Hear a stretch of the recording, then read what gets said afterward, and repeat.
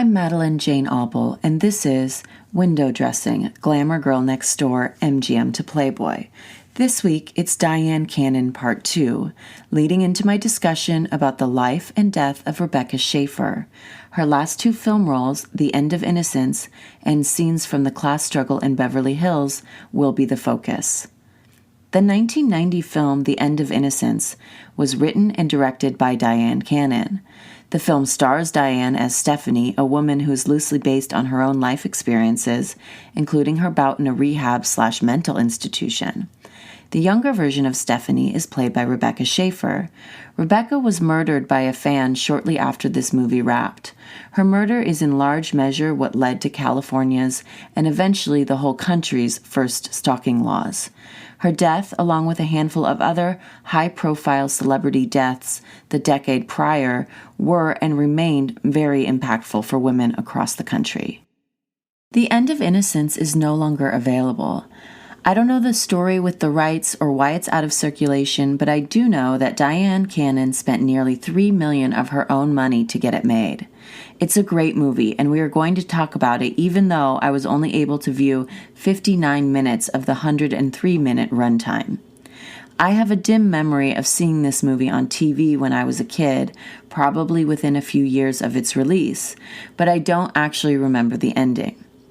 Rather than guessing at it or neglecting the whole film, I'm going to talk about what I was able to rewatch. I'm going to spend longer on the synopsis, weaving in the scene breakdowns as we go, because I'm not just focused on the star, costume, or character. Dyan was the writer and director, so all aspects of this film are of interest to me. If anyone does have access to the whole film, please get in touch with me via the podcast's Instagram page at Window Dressing Podcast. I will totally do a follow-up to this episode if I have the opportunity to view the entire film. The coming-of-age story starts in childhood, where, typical of many women's childhood, Stephanie is shamed for and encouraged to be a sexual being all at the same time. Next comes the wild cruelty of being a teenage girl. The beginnings of an eating disorder become apparent as Rebecca Schaeffer's Stephanie starts stuffing her face at stressful moments in a uniquely feminine fashion that is defined as full of lusty bites and budding shame. She stuffs her bra in secret and examines herself in the mirror alone in her room in long intervals, aware of but unsure of what it means to become a woman. In this same vein, Stephanie goes shoe shopping with her mother, where she finds the perfect pink pumps to wear to prom. Her mom buys them for her in a true moment of mother-daughter bonding, weighted with womanly accessories. After prom, while wearing her perfect petal pink pumps, Stephanie is unceremoniously deflowered by her date. She isn't even aware that the quick, forceful pump means she is no longer a virgin. When she finds this out, she does the only reasonable thing, tells the boy she hates him. I, for one, hate him too. As Stephanie grows up, she falls in love with an older man who offers her, shall we call it, guidance? This asshole is named David, and he is sort of a stand-in for Cary Grant in Dyan's real life. This is only clear to me after reading her memoir, My Life with Cary, in which the controlling and gaslighting that she endured under Mr. Grant's tutelage becomes apparent. In the movie, Stephanie's eating disorder spirals into a pill addiction, which worsens as she tries to contort herself into what the men in her life want her to be. The relationship ends in divorce, and with that, the girl becomes a woman. From now on in the film, Stephanie is played by Dyan Cannon herself. She is all grown up and still searching for a man to value her, as all women are bred to do. Turns out none of them ever will. Stephanie falls for a younger man now that she is older. His name is Michael. He is played by Stephen Meadows, and he is good at sex and hot. He also happens to be the annoying artistic type that plays at sensitivity, but ultimately ends up doing more damage than the outwardly patronizing ones. She clearly loves him, but he resists commitment and any discussion about it. But bear in mind, he reaps all the benefits of immediate access to her, her body, and her inexhaustible care for him. Fucking men.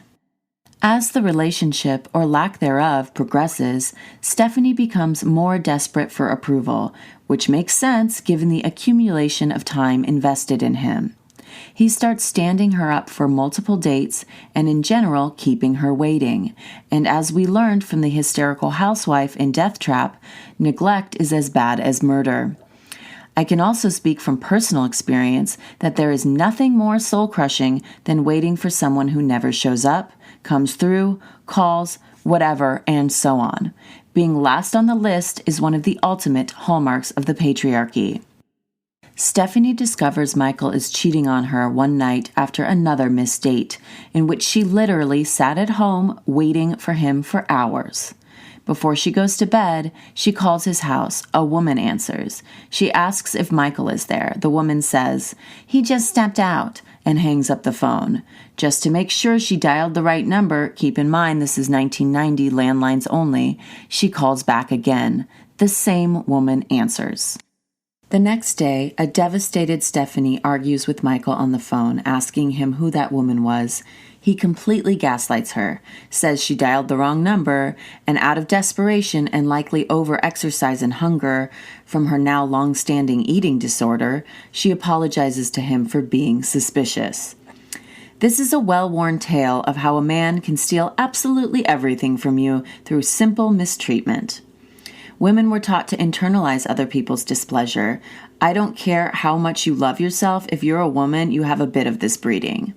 When we learn that it's our fault when people don't love us, especially men that we love, we think, no, we know it's our fault.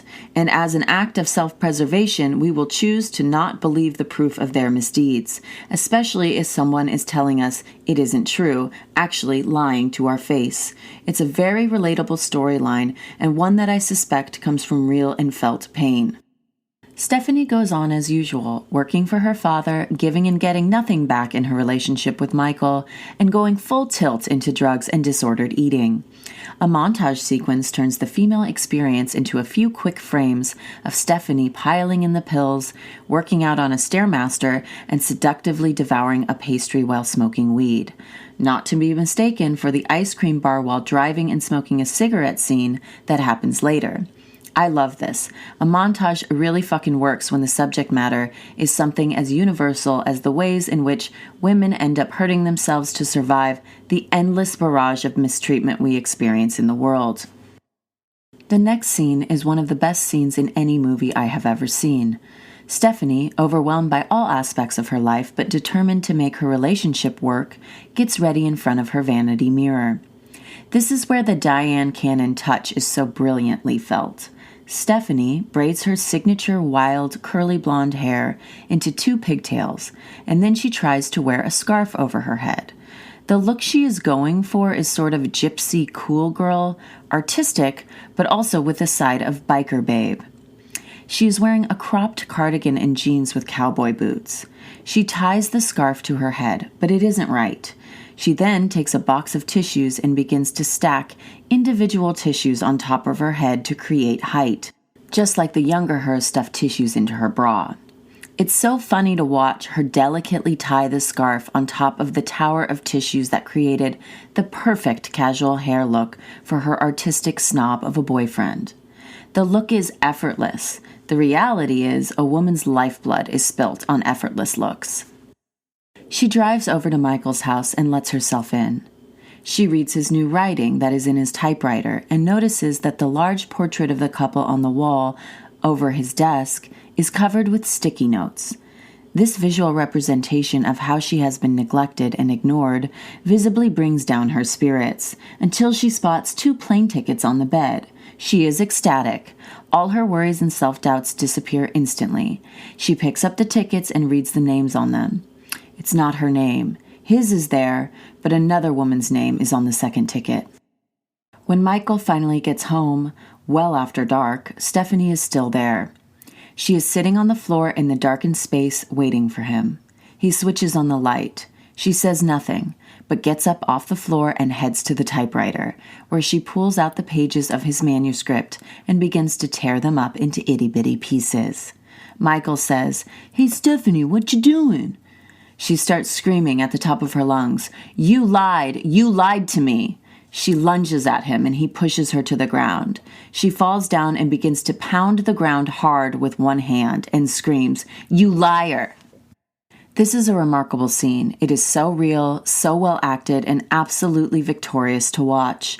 It's like having and being a sympathetic witness to my own meltdowns through Stephanie's. And man, I have been there.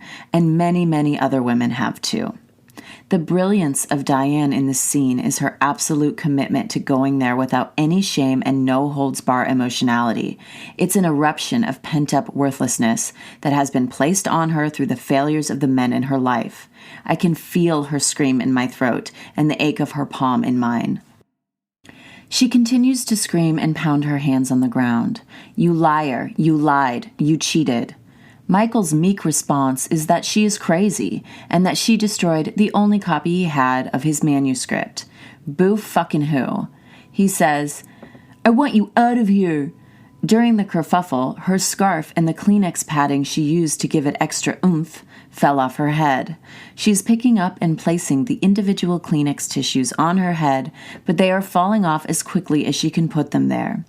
She redoubles her efforts while saying, "It's my dream, where this guy comes and he, like my prince, takes me on his horse and takes care of me. We take care of each other. And I can tell you're not it. You're definitely not it." When she looks up, Michael is gone. He left her there in his house alone. She spends the entire night piecing back together the torn manuscript. Stephanie goes home. She eats some ice cream and smokes some cigarettes on the way. After a pretty serious binge, when she is feeling her absolute lowest, she calls Michael and apologizes. He doesn't say he is sorry or give any explanation for his infidelity or the lies he has told.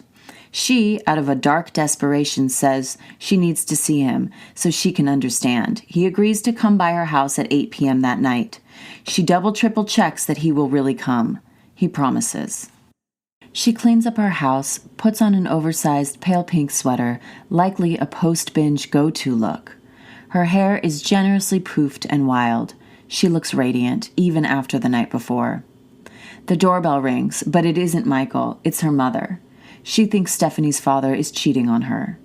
The night goes on and Michael never shows up. Eventually, Stephanie snaps and crawls out of her bedroom window in the rain wearing only a white cotton nightgown.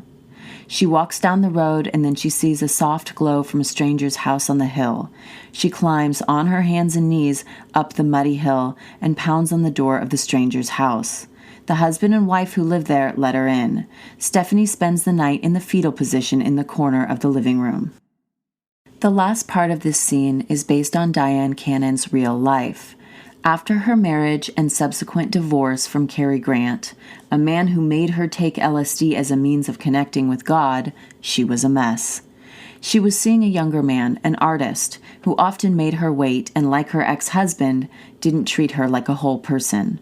She had been heavily using pills as a means of survival and self-medication.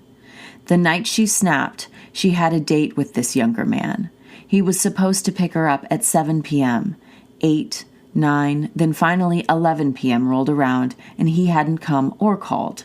She climbed out of her window wearing a white nightgown and went down the street and up the Benedict Canyon hillside, same Beverly Hills Canyon where Sharon Tate lived and died, to a house on the hill. She, like in the film, spent the night there in the fetal position until her friend located her the next day.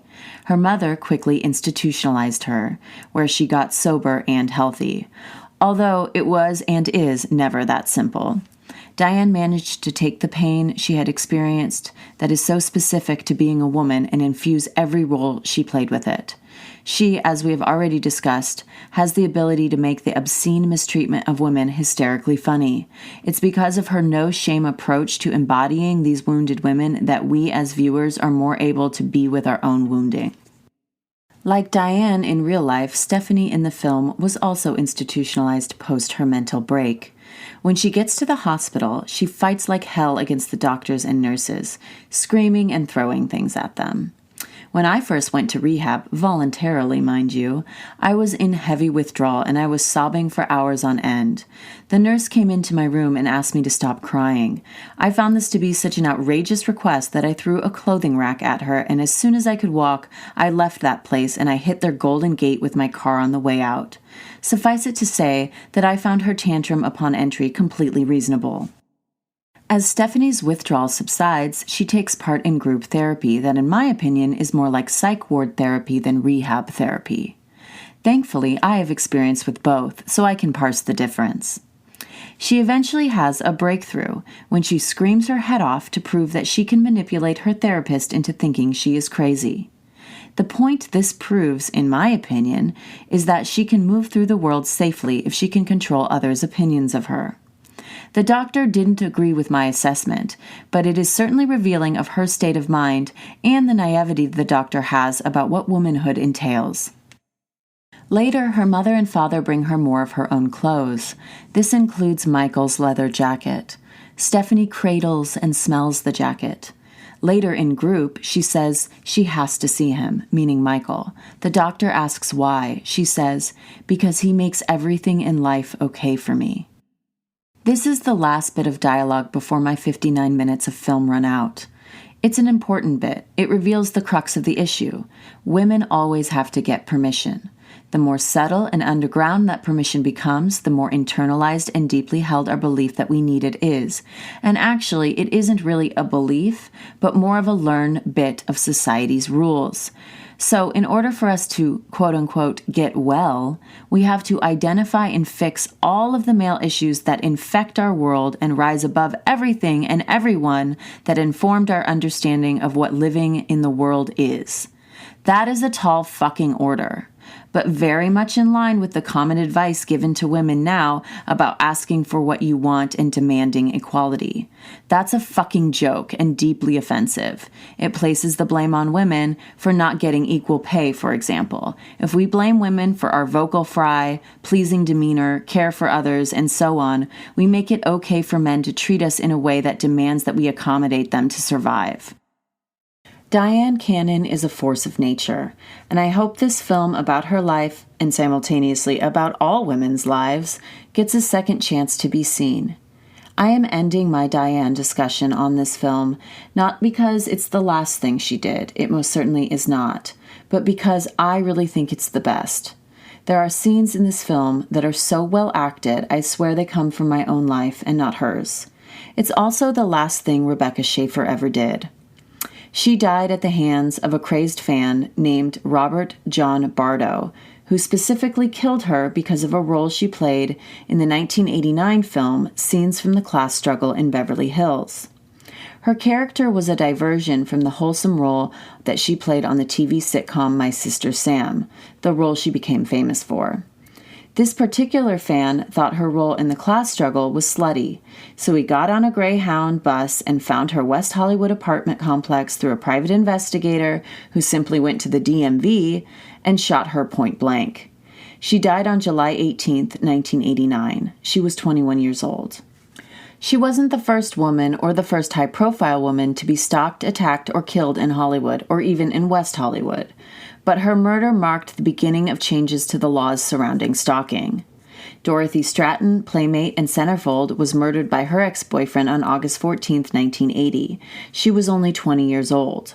The film about the horrific murder of this beautiful young talent, called Star 80, references the year she died and the fact that she was slated to be Playmate of the Year in 1980. Theresa Saldana was stabbed nearly to death by a fan on March 15, 1982.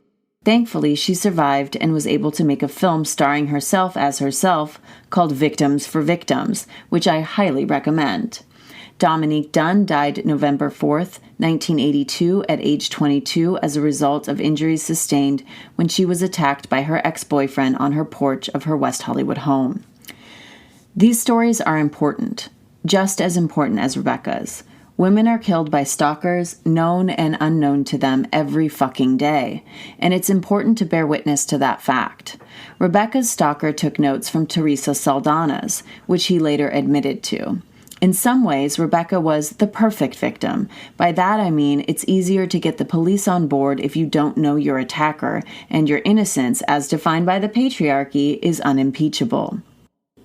Dominique Dunn's murderer, her ex-boyfriend, served less than 3 years, while the man that attacked Rebecca died in prison in 2004 after receiving a life sentence in the early 90s. Much was made of the fact that Rebecca had responded to her fan mail, and specifically one of many letters sent to her from Bardo. This fact is emphasized as if her naivety led to her murder. We know that victim blaming happens at every stage of being a female victim, but this seems especially egregious a fact to focus on. Thankfully, Marcia Clark from O.J. Simpson trial fame was the prosecutor on the Rebecca Schaeffer murder case and did everything in her power to protect Rebecca's name from that kind of not-so-subtle, she was asking for it kind of innuendo. The role that Rebecca played in scenes from the class struggle in Beverly Hills that violated her stalker's requirements for her was Xandra Lipkin. Xandra was Jacqueline Bisset's character Claire Lipkin's daughter. The film has a star-studded cast and a lot of moving parts. If you were to ask me what it's about, I would say dieting and the Santa Ana winds. But IMDb says, the widow's houseboy and the divorcee's chauffeur bet on which will bed the other's employer first. The divorcee is Lizabeth Hepburn Saravian, played by Mary Warnoff, ex-wife of Howard Saravian, played brilliantly by Wallace Shawn. Her chauffeur is Frank, played by Ray Sharkey. Lizabeth is having her house fumigated because her cheating of a husband may have infected it. So she and her visiting brother and his new wife, Peter Hepburn, played by Ed Begley Jr., and Tobel, played by Arnita Walker, are spending the weekend at her friend Claire Lipkin's home. Claire's husband has just died, and his ghost, Sidney, played by Paul Marzowski, shows up from time to time. Claire's houseboy, Juan, is played by Robert Beltran. Rosa, the maid, is played by Edith Diaz, and the prepubescent son of Lisbeth, named Willie, is played by Garrett Oliver. But perhaps the best role of the film is Lisbeth's right-hand man, Dr. Mo Van de Kamp, resident thinologist, played by Paul Bartel. The costumes and set deck put this film in its own category of outrageously awesome visual spectacles. The costumer was Donna Granada. Donna also designed the costumes for the 1999 Sharon Stone film Gloria. The slutty goddess thing she had down pat. The set deck was done by Bob Kensinger, and the production designer was Alec Travalos. Jacqueline Bisset had her own hair and makeup person, Edward Turns. This is fairly common for big stars. Other hair and makeup people included Stephen Frank on hair, Jason Sicca as the key hairstylist, Elizabeth Dahl on makeup, and Cinzia Zanetti as the key makeup artist. The basic premise of the film is wealthy women, one divorced, one widowed, and one a teenage daughter, sledding around the house with the help. As previously mentioned, the Santa Anas play a large role in the general vibe and fervor of said liaisons and seems to spurn a lot of self-hatred amongst the group. Like in one scene where Howard, Lisbeth's ex-husband, returns in the middle of the night and after making a show of himself sobbing on the staircase, he apologizes and says, "It's these damn Santa Anas. I hate myself." It's an amazing scene. Hysterically funny and always topical in Los Angeles in any year, decade, etc., etc. The film ends with both Juan and Frank having sex over their lost bet. Juan and Mrs. Sarabian fall in love for real. Dr. Thinologist convinces Xandra to go on a hunger mission in Africa with him, where he clearly plans to maul and rape her in their shared tent. Aunt Tobel and Rosa the maid sleep with Willie. Frank slept with everyone, including Xandra, the teenage daughter played by Rebecca Schaeffer. The first scene starring Rebecca as Xandra I'm going to talk about is when the whole group is eating brunch outside by the pool. The event is planned for Kelly, a writer for Lifestyle magazine, who is there to interview Claire. This could potentially lead to her comeback. Claire is wearing a blonde bob wig with a white ruffled dress and giant pearl earrings that emphasize the icy hue of the blonde wig hair. Ash begins to rain down on them. Elizabeth asks, "What are these black flecks everywhere?" Willie answers, "Oh, they are ashes from the fire." Xandra says, "Oh, my friend Mimi's house burnt down, but they have 2 others in Malibu, so..." And she shrugs. She is looking remarkably daring as she delivers this pat dismissal of firepower, with her dark curled locks, cherry red lips, and an adorable white dress and hat. She is like some kind of youth-oozing Betty Boop in this scene. Kelly, the writer for Lifestyle magazine, then goes on to say that there are 17 fires burning right now. Xandra woke up with Frank, the chauffeur, in the scene just prior to brunch. It was that so-called love scene that enraged Rebecca's stalker enough to kill her. I personally think that's nonsense. The idea that anything she did or didn't do on screen or in real life triggering him seems like a counterproductive talking point to me. 2020 even suggested that innocent types like Rebecca are frequently targeted by stalkers. My guess is that all types of women are targeted by stalkers, but the public, the media, and most importantly, the justice system only takes notice of the so-called innocent ones, the good victims. It is that insanity that adds extra oomph to Rebecca's performance in Class Struggle. Her complete comfort in her own skin in life, and her ability to play a different girl, a more grown-up, dangerous one on screen, was her last act, and I think it should be celebrated. I would fuck the help too if I were Xandra.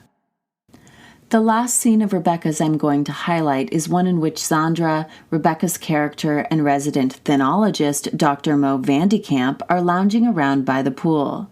Xandra is standing up, fixing herself a drink while the doctor leers disgustingly at her from a lounge chair. She is wearing a red polka dot bikini with matching red lips and wet, slick back hair.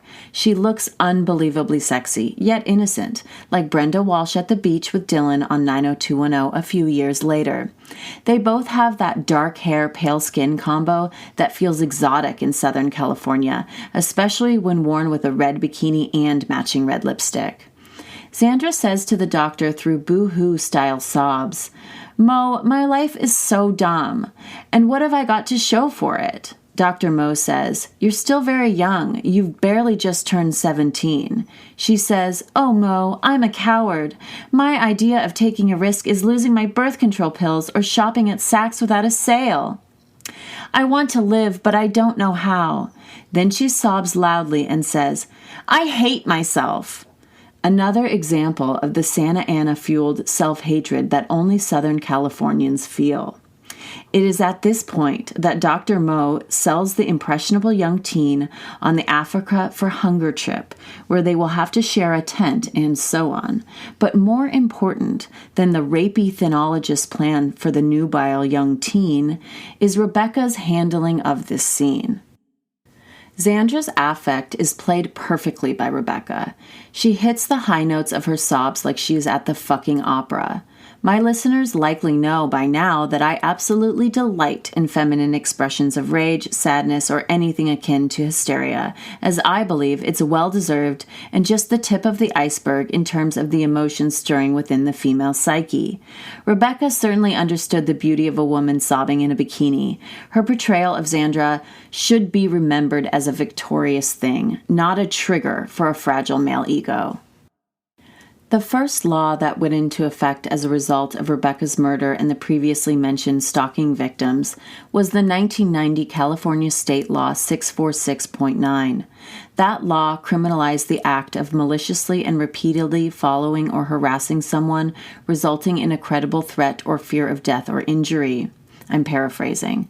The Driver's Privacy Protection Act is another anti-stalking law that went into effect after Rebecca's murder. Both Theresa Saldana's attacker and Rebecca Schaeffer's obtained their addresses through the DMV via a PI. It is now illegal for the DMV to give out your personal information. That law was enacted in 1994. The Los Angeles Police Department created the Threat Management Unit in 1990 after Rebecca's murder, specifically for high-profile stalking victims. It was meant to be a resource for celebrities, but ended up being a model for how other departments and companies would deal with stalking for decades to come. It's important to note that even after these and many other subsequent changes, there are still very few options if you're being stalked. One of your only resources is a restraining order, which by its very nature requires that your address be reported to your stalker, so he knows where to stay away from. If your stalker already knows where you live, this makes sense, but obviously access to your address is one of the main things you want to hide from a stalker. Even if you do have a restraining order, you could end up dead in a second. The police can't help a dead body. In the case of Dominique Dunn, her friend called the police, but because of jurisdiction issues and the lack of a centralized dispatch, there was no 911 in 1982, they didn't arrive in time to prevent injuries that ultimately proved to be fatal. The number of stories I have heard about an ex showing up and throwing a friend of a friend off the porch or simply shooting her is never ending.